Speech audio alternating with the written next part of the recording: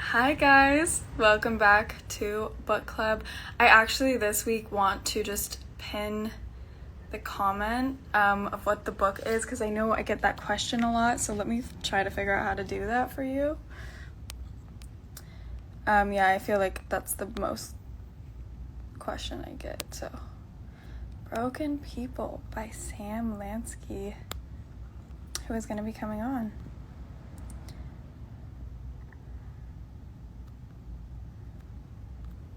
Oh wow, she did it. Oh wow.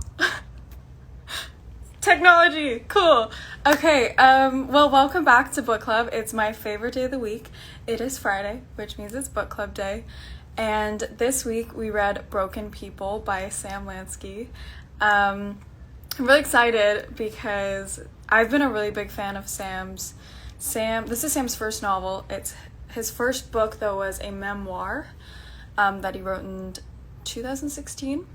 And I've done my research, Sam.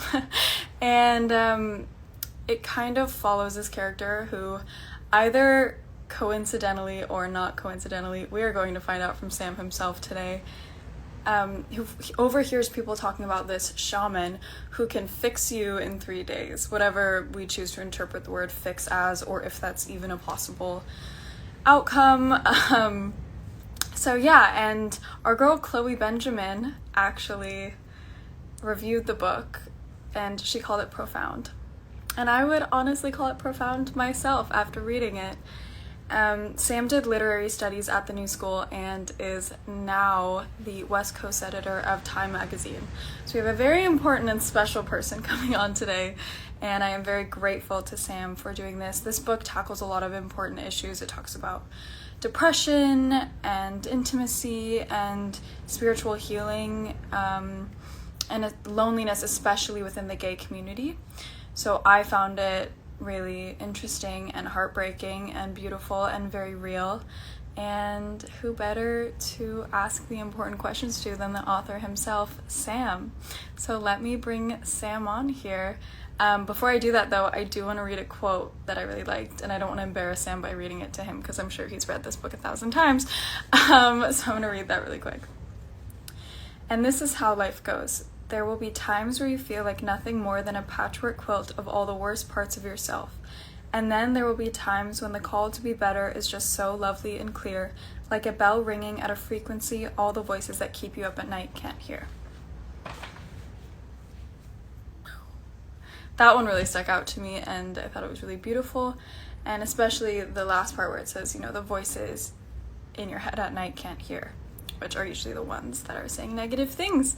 So let's bring Sam on here and talk a little bit about the book.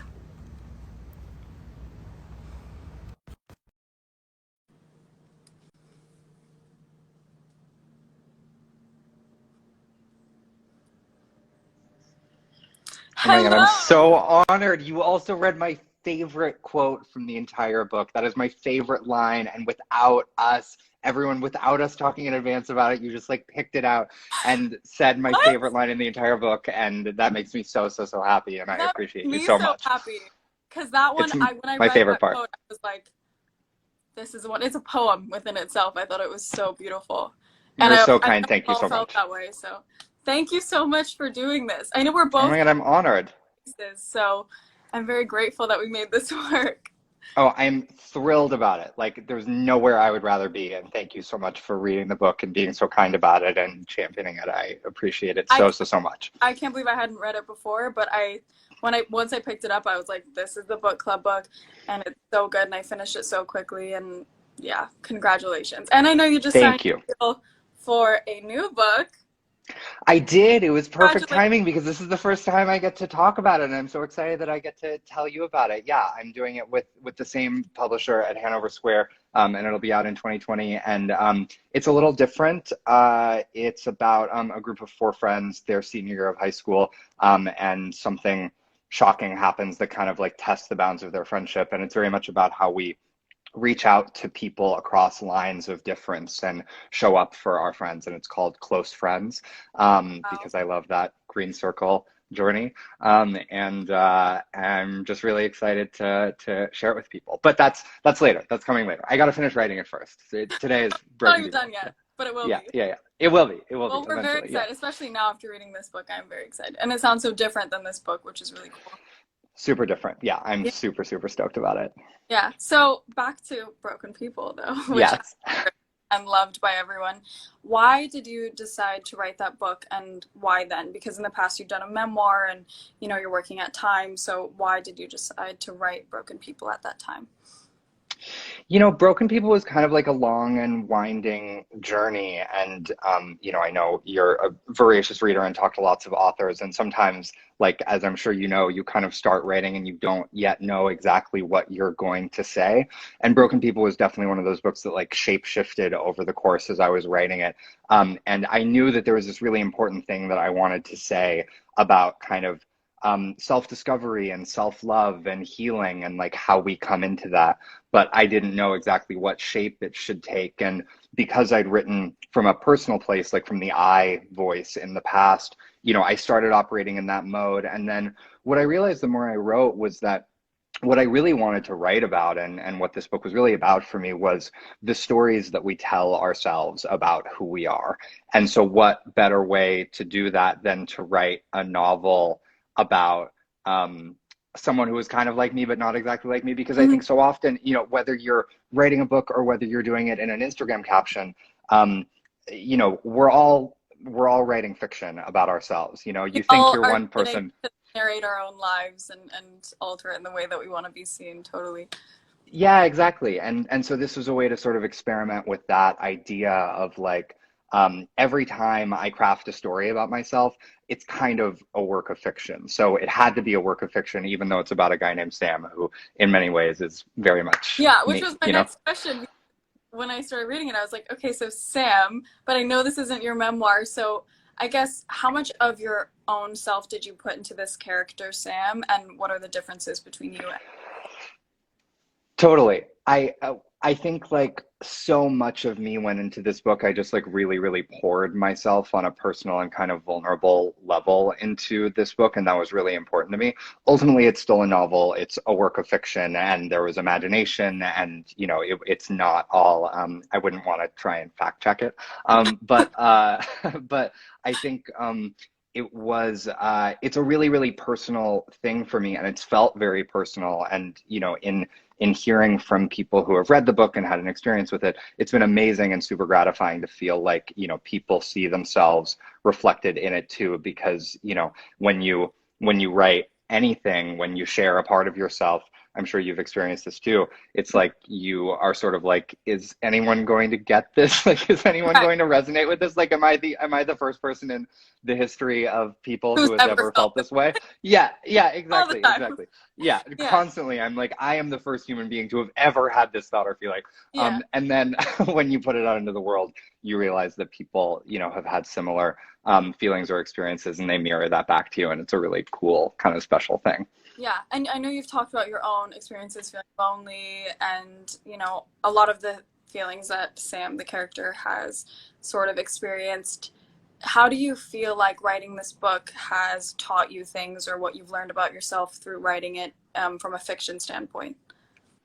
Well, that's such a good question. I feel like I learned so much about myself writing this book and then in talking about this book. I think the title is a little bit of a misnomer, I think, because like, I think it's so easy to feel broken, especially in the world that we're living in.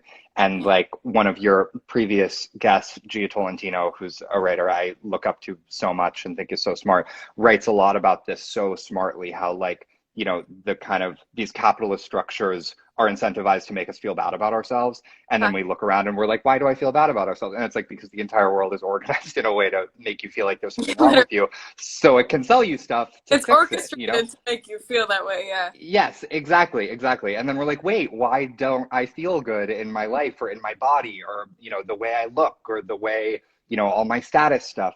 And it's Mm. like, well, of course, because the whole world was organized to make you feel bad about yourself. As you And yeah, right. like, yeah. And yeah, totally. So I think like unpacking my own idea of brokenness and taking that and sort of exploding it and being like, okay, you know, this is not actually about really being broken or something being wrong with you. It's about perception, and it's possible to sort of change the lens and find, you know, beauty and gratitude in the things that make us different or unique, or even the things that other people might see in us as flaws, and really embracing that, which I think, you know, on some level is like, I feel like any self-help book could have told me that, like, you know, like at any point in the future, but you have to kind of find the stuff out for yourself. You know, you have to like go on the journey and learn it. And that's part of being a person.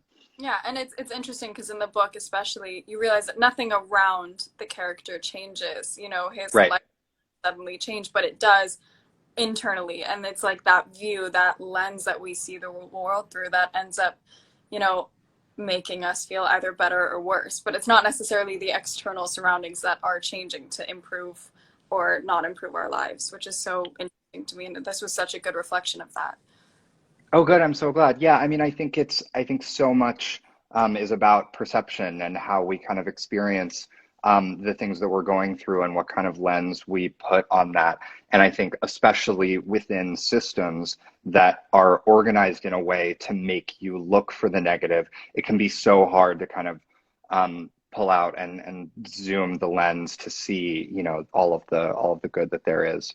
Yeah, I mean, especially with social media, which I know you talk a lot about, like you're scrolling through everyone's highlight reel when maybe you're not having the best time or the best day.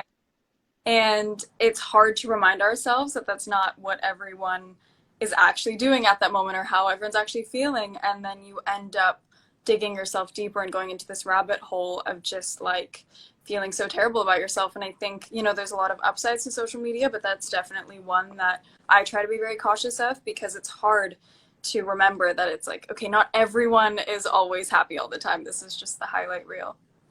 Yeah, completely. And I mean, I think, you know, we're all you know, we've all become kind of like curators and like self narrators of our lives and experiences. And, you know, it's really easy to want to project something that's going to feel, you know, like only the best things. And the reality is there's a lot of, you know, kind of gray and challenge in between that. So I think this story for me was very much one about trying to find some appreciation and just like the things happening exactly the way they're supposed to, even if it feels chaotic or nightmarish at the time, as it so often does when you are a person in the world existing in a body with a brain. Exactly. And Yeah. one of the characters I was really obsessed with was the shaman, who's this sort of khaki wearing man who's traveled the world. Where did you pull the inspiration for Jacob from? I have met a few Shaw people in my day, and and was inspired by some real people I've met along the way.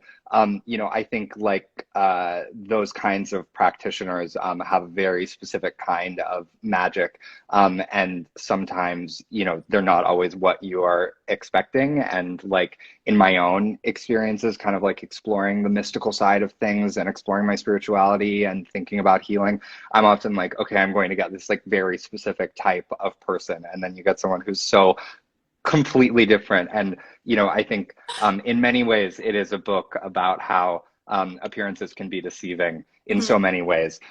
And so I think it was important to me on a character level that the shaman reflect Yeah, that and not necessarily be what you'd like expect. a stereotype of a shaman, which I loved as well because I've experienced the same thing, you know, in diving into spirituality and especially plant medicine, where you really have a distinct sort of image of the person that you're going to be surrounded with. And it rarely fits that description. So I think it's, No. I found it very funny, this character of Jacob, and very real as well. Good, good. I'm glad. Yeah, it's definitely as you kind of like start to explore those spaces, you realize that it takes all kinds. Absolutely. And then you talk a lot about living in New York and LA. I grew up in LA, but I moved to New York and now I'm kind of back and forth a bit. How do you think moving to LA affected your storytelling? That's another really good question. You know, I I've told this story before, but like I had this moment maybe like 2 years after I got to LA where like people kept talking about how like the energy was weird. They were just like, ah, the energy in LA is just weird. And I like went home and I sat down and I Googled, is energy real? Because I realized that I didn't know if Yeah. like if there was like a measurable like scientific dimension to what people were talking about. Like I realized that I actually Things and they're like, well, Mercury's in retrograde, so that's why I did it. It's like an excuse for everything, right. I feel like. Exactly, exactly. And people kept talking about the energy, and I was like, is that like a real like scientific thing that people are talking, or are they just like, because I genuinely didn't know. And I feel like that's so like symbolic of how my experience moving to LA has been, where like I think, different things are so different in terms of the way people talk and the way the kinds of things that people talk about and people's sort of different practices. And I have become like a true just like woo woo like spiritual lady since moving to LA and All have like fully whether we want to admit it or not, I think. Um, totally. yeah, and I always was like, oh yeah, crystals and all that. And like now I'm the person who has like 20 crystals next to her bed. Oh, by the way, same. I'm like just like looking at my selenite tower, I feel more peaceful, like Yeah, knowing that like I'm protected. Yeah, totally. um, Um, yeah, I think it's a weird sort of like cultural bubble, but I also think, I used to be much more cynical, I think, about that kind of thing. And I've really come around to like we all just have to find the stuff that works for us. We have to find the stuff that works for us and makes us feel good. And that might not look what somebody else is doing, and that's totally okay. It's just about like how do you find that little kind of corner of self-love and self-embrace. And if that's crystals or shamans or therapy or like what like there are so many resources that people can take advantage of, and they're all legitimate if it works yeah, for you. yeah. And I think, LA is very much about this sort of like quick fix it, whatever it may be. They have all these sort of little ceremonies and things that they do. And what do you feel about these sort of fix it type of fads or whatever they are, that especially are very prevalent in LA? I think that people should do whatever works for them, and people should like take whatever space they need to take to do what's going to make them feel more whole and more content and more complete. And I also think that like, so much of my kind of journey through life has been about learning to accept and embrace, myself and my life exactly as it is, instead of trying to fix things or change things, which is so hard. And sometimes it's really like a daily It's kind practice. of hard to like relinquish control. For me, it's Yes, a difficult thing to do. it's really really hard. My mom always says, you can surrender now or you can surrender later, which like I think about all the time because it's so real. Because I Yeah, always just like I'm always like putting up resistance and I'm putting up a fight, and I'm like, no, let me change. If this person would just change, if this situation would just change. right. And like so much of kind of finding grace in our lives, I think, is just about like accepting and embracing what is. So I think like there's good and healthy space to want to be the best version of yourself. And at the same time, I think I certainly can, do more to sort of like accept and embrace like ourselves as we are, instead of trying to find the thing to fix or change. And then you end up obsessing over it and not even being able to be content in the place that you are, which I felt like Sam experienced a lot in the book. I say Sam like it's not you because it's not you, but you're also Sam.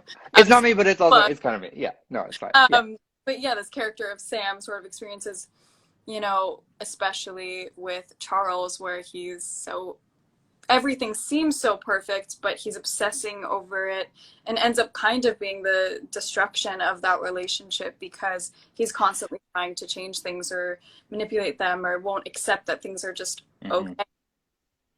Yes. Been there, been there in my own life a couple times. Yeah.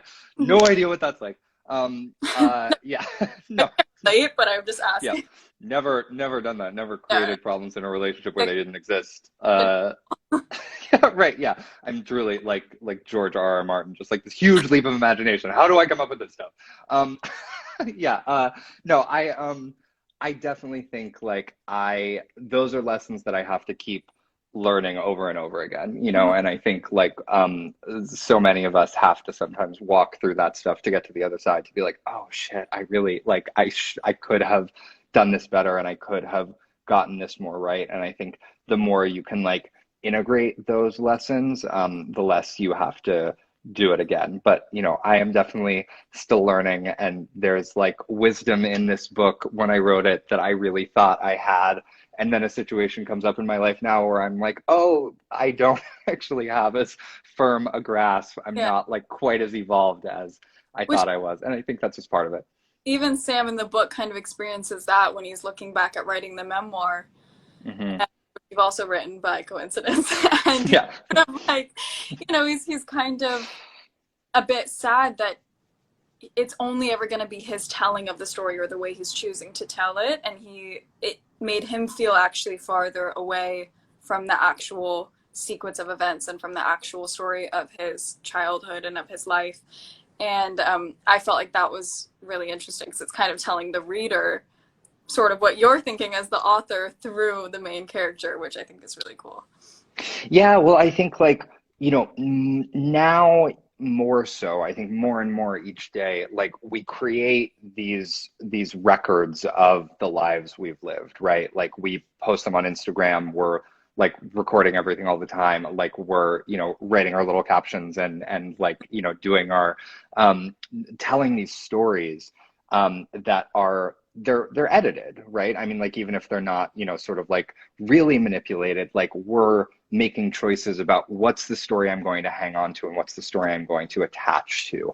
And I think like ironically, as a writer who created a book that like literally, you know, is like a physical thing that's like very, very permanent and very set in stone, simultaneously I'm really, really interested in like how do I detach from my narratives? Like I want to believe that like I am this kind of person or I'm this kind of person, and I'm telling that to people. I'm creating content that you know affirms that and reinforces that. How can I unplug from those systems of narrative to just be present in what's happening to me instead of being in this sort of like house of mirrors of Yeah, all of the things that I want to believe are true about myself or that I've kind of attached to. right, which we can also often get so kind of swept up in that at the end of the day, you're like, all right, I'm not on Instagram anymore. I'm not telling people my story. Like, who am I at my core? Which sometimes when you're so used to telling your own story, it's like you sort of forget how to touch back in on who you are now, which might be different than who you were, 2 weeks ago, even. 100%. Yeah. I mean, I think having everything be so mediated by all of those tools that we use to like immortalize our stories and tell our stories can Right. get us really disconnected from the actual root of the experience. And, you know, that's something I've become super, super interested in, like both as a writer and just like as a human being who's like doing the best he can. Like how we can like ground in the present of what's happening instead of being obsessed with the perception or the story or the kind of like narrative Yeah. outcome, which is hard. It's super, super, super Oh, hard. we can talk about it as much as we want, and like I think people can. I very much so recognize it, but I think part of the issue is things on social media, especially now, are so permanent, um, Hmm.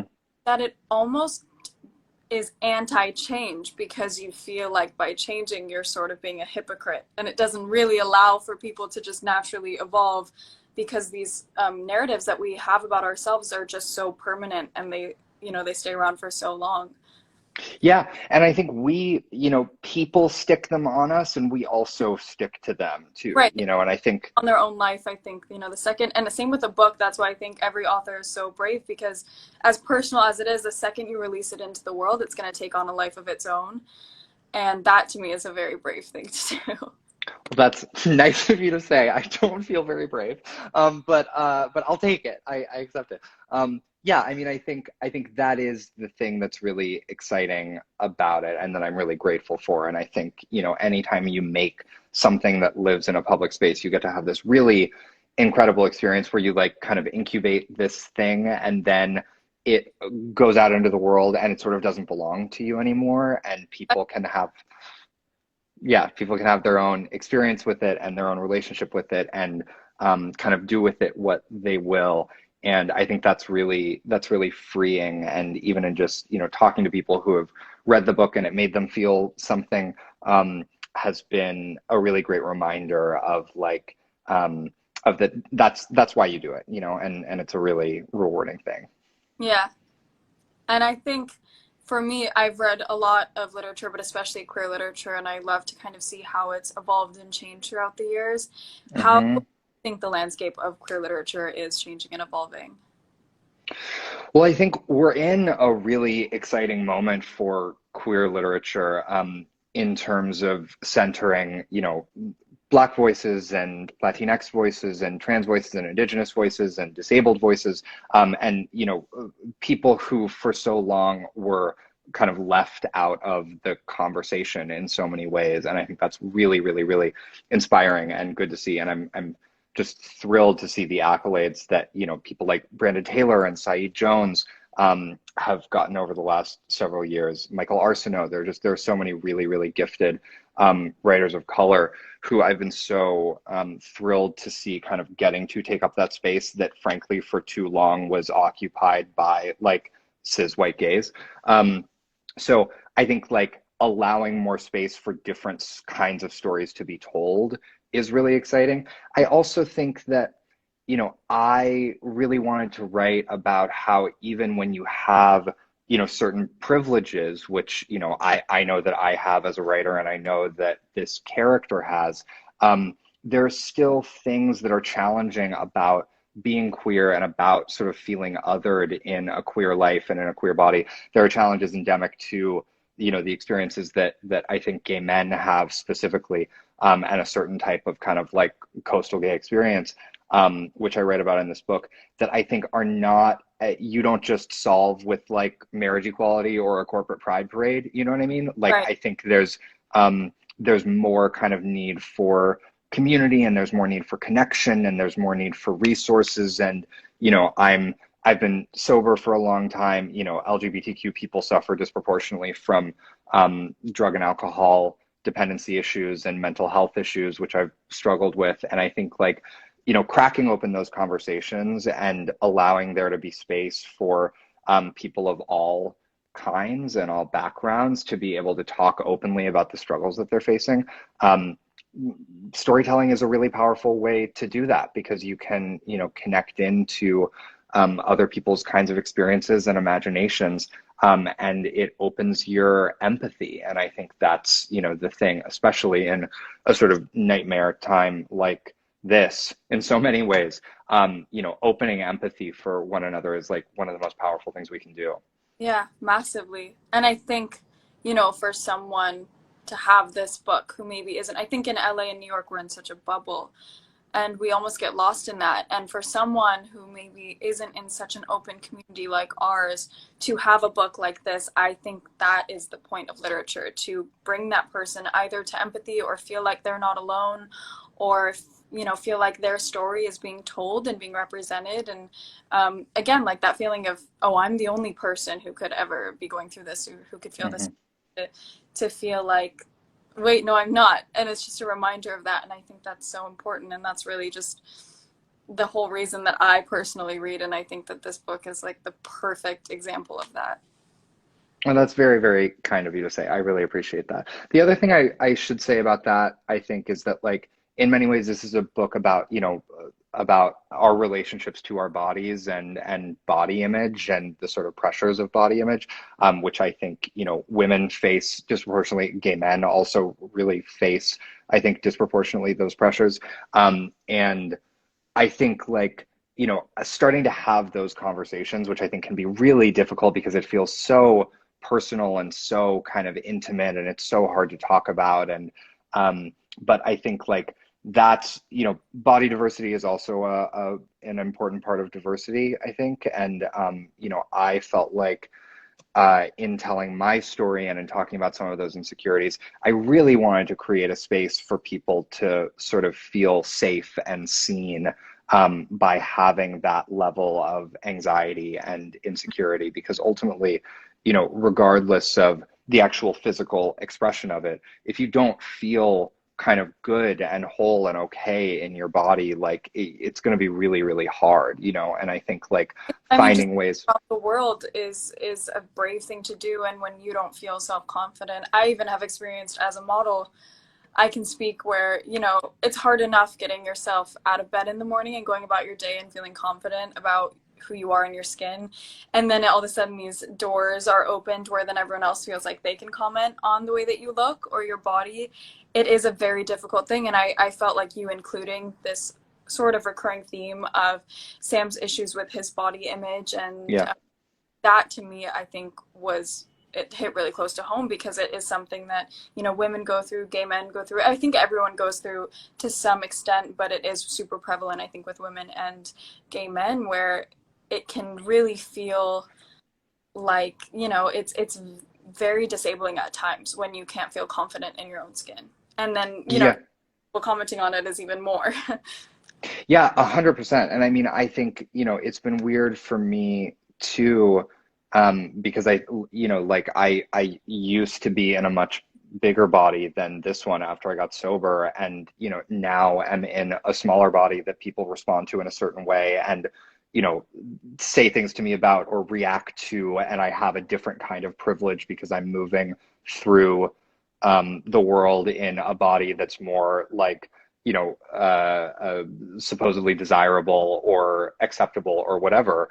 And so then I sort of operate from this position of privilege, but I still have all of this like anxiety and self-consciousness and fear and Right. insecurity that looking at me, nobody necessarily sees or would know, you know what I mean? But it still really lives inside me. And so I Yeah. think like, you know, and I think we all struggle with that, but what we're putting out into public is like, I look great, like things are good, you know, like everything is fine. I mean, Yeah, like, I'm you good. know, I'm whether happy. yeah, Yeah. whether that's just like in a selfie or whether you are like, you know, the face of a huge brand and on billboards, like you know, Right. you're Yeah, you're it's not sort gonna of put something, I mean, for the most part, being like, I feel really shit today. right. And that, I feel like that rarely happens. But I always find that sort of the loudest voice out of all of them, even if everyone's like, you look really great, and are Yeah, feeling like it's necessary to comment on your body, like the loudest voice is always going to be yours, or the one in your head totally. that, you know, that has been I think that shows a lot in the book where it doesn't matter, you know, how much space you're taking up in the world, physical space. It's something that first of all causes people to treat you differently, which I think shows up a lot in this book and a lot in real life, and also is it can really break or make your day, and that sort of body dysmorphia that we all face is something that I found like very difficult when the world is also commenting, like you said, even on your body, you're treated in a different way now that you're in a smaller body. Yeah.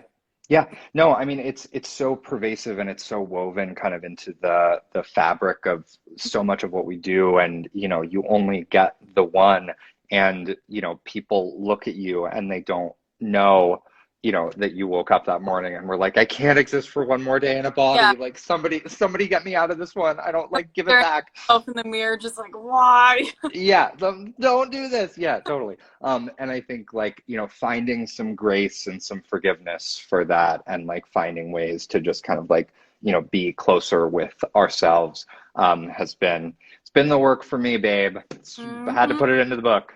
I mean, it's I think the work for a lot of us, and not work that we all necessarily want to talk about, because that means admitting that you do have body or think you have body issues. And I was very grateful to see that portrayed in this book because that's not something that I feel like is tackled a lot in literature at all, or maybe with like teenage girls, you know, but Yeah. it really is something that carries long into adulthood that I've struggled a lot with. And, you know, you say that you struggled a lot with it, and I think it's a really, really important topic. Thank you for, you know, presenting that in literature. I'm glad. I'm so glad it came through. Yeah. And final question, is there anything that you can tell us or that we should expect from your next novel? Because I'm now like waiting and counting down the days. I'm so excited about it. I think I'm really, really excited for people to read it. You know, it came out of this, you know, first of all, it was inspired by my friendships. And it was inspired by, I have really, really close friendships with women and have started to think a lot, especially over the last couple of years, about like, how much kind of love and closeness and bonding and compassion and understanding there is in those friendships, and also how there are ways in which we're separated across lines of difference, and there are things that I will just never be able to relate to and never be able to understand. And that's okay, that's a part of being a person. But I think we grow by challenging ourselves out of the limitations of our specific worldview and finding that empathy for other people. So it's really a book about it's about four friends, and the narrator is in a difficult position with his three best girlfriends, trying to figure out how to kind of show up for them across those lines of difference, and what does it mean to really kind of be present for people even if you can't understand what they're going through. And it's also, I mean, it's a little bit sort of thrillery. There's like twists and turns. There's a big crime that sets it off, and I think it ties together a lot of the conversations that we've been having, sort of publicly over the last several years about a lot of kind of big issues. But I'm just so excited for people to read it. I really have to finish writing it, which is top of mind for me in the coming months, because publisher's gonna be mad at me. But Well, now I'm but expecting it too, so you're like, well, everyone knows yeah, it. You can't just like yeah, wait. that like announcing the book was like my insurance policy on myself of like, go, okay, now I actually All really right, have to I'm write it, ready. because right, there's like a paper trail, like people have receipts that this book actually has to exist. So yeah, I'm really excited to see what people make of it, and I'm gonna send you a draft as soon as I have one, Miss Gaia. Well, thank you so much for doing this. I know we're on very different time zones, but this was so awesome, and I'm so grateful. And thank you to Tommy for setting us up. Shout Tommy out Tommy Dorfman. could like be my sort of agent for my book club, because every time I read a book, Tommy's like, "Yeah, I know them," and I'm like, "All right, like, can you send Well, me a?" Tommy knows everyone. Tommy also has like such good taste, and I mean, like, not to blow myself up that like Tommy has good taste because I'm here, Tommy, and they connected us. Yeah, Tommy has amazing taste, as you can tell, because I'm here. No, Tommy just has the best, sharpest, most refined palate. So I was honored to be recommended, and I'm very, very grateful to you for doing this. So thank you. well, thank you. I will leave you to it. Please go write the book. We can all read it. I'm gonna go write the book. I'm gonna go write the book. I'm gonna do it. Thank you so much. Thank you, everyone watching. Really appreciate it. And we'll talk soon. Yeah, thanks, Sam. Okay, bye. Well, thank you guys all for watching. Sam, you are amazing and incredible. Thank you for telling a story that isn't often told. I think we all sort of experience things in our head that can make us feel a little bit less than we are, and it was very nice to see this story beautifully portrayed and very realistically portrayed. Thank you guys all for tuning in. I have loved doing these book clubs. I want to keep doing them for a very long time, so thank you to everyone who's been here since the beginning and continues to tune in and give me book suggestions and comment. You guys are amazing. I will see you guys very soon.